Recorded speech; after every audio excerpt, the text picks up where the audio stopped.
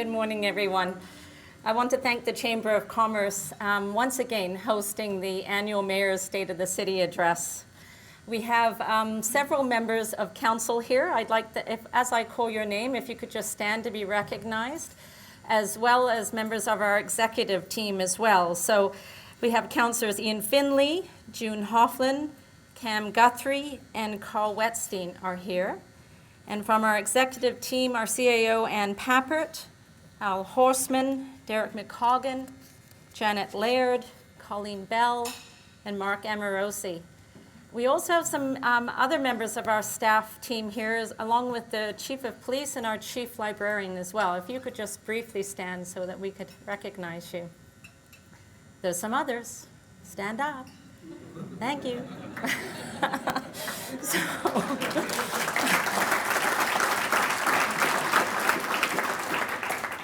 So, it's a great opportunity for me to thank you for your service to this community. A fundamental responsibility of City Council is to ensure that we have the right leadership in place to manage the organization. Ann Pappert was appointed as our CAO 1 year ago, and with the appointment of Al Horseman as our CFO, our executive team is now complete. They manage a staff complement of over 2,000 full and part-time employees, an annual budget of more than $400 million, and capital assets of more than $1.5 billion. What you see on the screen behind me are just a few examples of the work that's performed over the year on your behalf. They should give you a sense of the breadth and the scale of our enterprise. The men and women that serve you, from the front line to the executive team, contribute daily to ensuring that we have a vibrant economy for our local businesses and a high quality of life for our residents. That's our corporate mission. Our corporate mission is to build an exceptional city by delivering outstanding municipal services and value. There's not enough time during this presentation, as is the case every year, to cover all the work that our city does on your behalf. However, you can find more information in the annual report, and this is the cover of it, our community and financial report to the community, and it's available online for you, and I do recommend it to you. It's a really well-written and well-displayed report on some of our accomplishments and achievements over the last year. So for this morning, I'd like to begin with some financial highlights. Our financial position continues to remain strong and improved. This is our financial dashboard, and for those of you who've attended this event in the past, you know that this is something that I always present. Those of you who have followed my commentary about the dashboard over the years will know that we have been placing a great deal of emphasis on building our reserves. And I can report today a very positive outcome on our dashboard for this indicator, which is noted in the shift from the red to the yellow. We received excellent news this fall with the upgrading of our credit rating from a AA stable to a AA positive outlook for our community. So we were very pleased with that. We continue to conservatively manage our use of debt and reserves to support our capital program. Our capital investment strategy maintains essential infrastructure in our community that's necessary to attract new business, jobs, and investment into our community, to retain businesses that are here, and to establish the quality of life for our community. This graph shows the positive impact of our emphasis on reserves over the next 10 years and reducing our reliance on debt. What this will allow us to do is put us in an even stronger position to maintain our infrastructure moving forward. Our CFO is aware that the business community's confidence in the economy is still low, and so we are very mindful of adding new positions to City Hall. And last year we added 4 positions. One was our internal auditor to drive productivity in the organization, and the other 3 positions were all focused on meeting business development needs. Provincially, we are seeing downward pressure on public sector salaries in most employee groups, emergency services being the exception.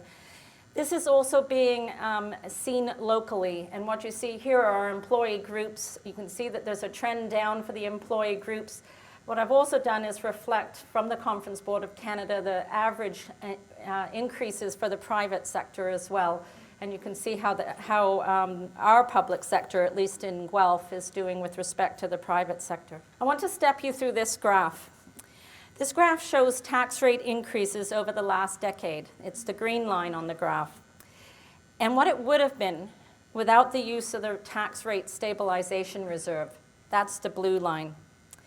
While the tax rate stabilization reserve is a very useful tool for us, particularly during difficult economic times or for extraordinary events, it's not something that we should be relying upon.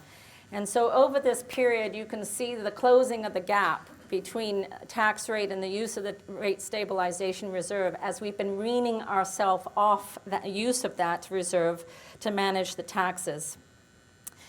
There are many reasons why this graph looks like it does, and that's a bigger, longer conversation. But some of those things were within our control, and some of them aren't. For instance, 30% of the tax levy in the city is from outside agencies and boards and provincial agencies. A decision of a provincial agency in 2011 pushed our tax rate increase above inflation in 2012. Otherwise, we would have been in line with it. However, as you can see with what this graph shows is that we continue to close the gap between tax rate increases and inflation rate. And we do that through strong management, and I want to return to that a little later in my presentation. We're introducing a new affordability measure as one of our key performance indicators. This measure combines property taxes and water and wastewater rates and calculates the total as a percentage of the average income in our community. Our goal is to be at or less than the average of our comparator cities. Our industrial assessment base is strong relative to our comparator cities, and you can see a number of cities here. This is a really important economic measure that we track along with job rate. And our job rate increased from 67 jobs per 100 people in our community to almost 70 jobs per 100 people in our community. So these are two indicators that we watch as a city council, as an administration, as measures of our economic health as a community. With our leadership in place and our financial outlook positive and strong, council has turned its attention to the future. Guelph has distinguished itself as a national leader in many ways, and up on the screen you can see one of them. We have had the lowest unemployment rate in the country, one of the lowest unemployment rates in the country, historically and also currently. Right now we're at the lowest in Ontario. For the last 5 years, we've been recognized as the safest city in the country. And this graph looks at our crime severity rate, which is in the red, relative to the Ontario average. You can see overall it's trending down, but consistently we are one of the safest communities in the country. And we continue to be recognized on a number of livability scores that come from a variety of sources. I know that innovation and collaboration are a key part of this city's success, not only within the community, but between the community and City Hall. And it's our success in collaboration and innovation that's going to allow us to go even further as a community. In my address last year, I made a case for a fundamental change in the way we've traditionally done business as a municipality. And so this year, I'd like to pick up on that theme and talk about what we are doing to transform how we do business as a municipality. Our mission drives us to be the best-run city in Canada, or as Lloyd has suggested, it should be the world, the best-run city in the world, having one of the lowest unemployment rates, lowest crime rates, and highest quality of life. The corporate strategic plan approved by Council earlier this year provides the framework to drive that transformation. But before I talk about the strategy, I want to back up a little bit and provide some context. I can't put it any more simply than this. Local government in Ontario was not built to be able to effectively respond to the pace of change that we see today or the challenges of a modern urban city in the 21st century. Incremental changes to the way we do business simply aren't going to be sufficient for us to manage a number of challenges. For instance, the complexity of issues that we face today, the escalating demands for service, new mandates that we're required to take on without money, and the speed of technological change. The average person finds it really difficult to understand how local government works and how to engage with it. And it's really hard to trust what you can't understand or see. And so we own that as a local government.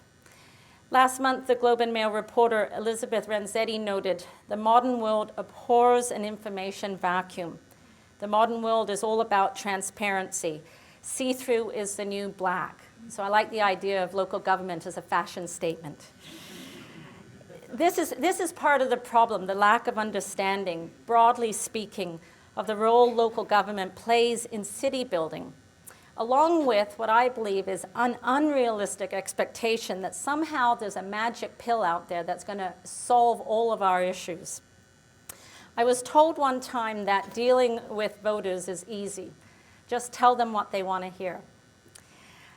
Political parties conduct public opinion polls to find out what voters want and then sell it back to them, whether it's what you need or whether it's good for you or good for the province or the country or the municipality or not. And they desperately hope that you won't connect the dots. In the age of consumer politics, the role of government is reduced to a superficial transaction. You put your money in, you get a service out. But if local government is just a vending machine, telling voters what they want to hear and dispensing services, how is it equipped to deal with the challenges that we face? Challenges like a tough economy where we're in fierce competition with other municipalities for jobs and investment and talent. Certainly regionally, but also globally. A fast-growing and increasingly diverse city where the need for services is constantly expanding and into areas that are outside of our singular control or ability to influence. An aging population, increasingly on fixed incomes, where affordability and equity is a growing concern, and an era of information overload and social media, where we manage an exploding volume and complexity of information amid unprecedented expectations for real-time response. A public opinion poll will not give us the answers to these questions, and a vending machine can't deal with the complexity of information or the speed of change. In some ways, I'm preaching to the choir with the business community in the audience today, because the business community can relate to the fact that the game has changed in recent years. You understand the need to constantly evolve and adapt your operations to stay competitive, especially in this environment. And none of what I've described in terms of the challenges that we face is unique to Guelph, but it's a subject of intense discussion and experimentation at an international level. Transforming municipal services means ensuring excellent outcomes for all citizens, exceptional personal experience for all customers, and value for money for all taxpayers. It means transforming government from a traditional service provider to an institution that also engages and inspires. One that has learned how to work across sectors, the private sector, the public sector, the not-for-profit sector, individuals, to embrace opportunities for change and to deliver public value. Last year, I remarked that it's not always easy or comfortable to talk about how local government can do business differently. In fact, it can be politically risky. Just a month after I gave that address, we had a perfect example of how true that is. When a drafts consultant's report about the city's development approvals processes made headlines. The report contains some frank feedback. Many of you will remember the ensuing media coverage. It's important to remember that the city commissioned that report in the first place. If we're serious about doing business differently, this is exactly the kind of risks we need to take. Having bold and respectful conversations in an open forum is actually part of the transformation that we're seeking. The larger risk to our community is to do nothing. The corporate strategic plan is our response to you. There is no magic pill, just the relentless focus on priorities and capacity building. And so we're focusing on our people, so we continue to attract the talent we need to and retain them and motivate them to do business differently. We're providing them the resources, the tools, and the skills that they need to transform how we do business, so that we together can continue to build a brilliant city. So let me describe a little bit about what we've been doing over the last year that's being driven by our strategic plan.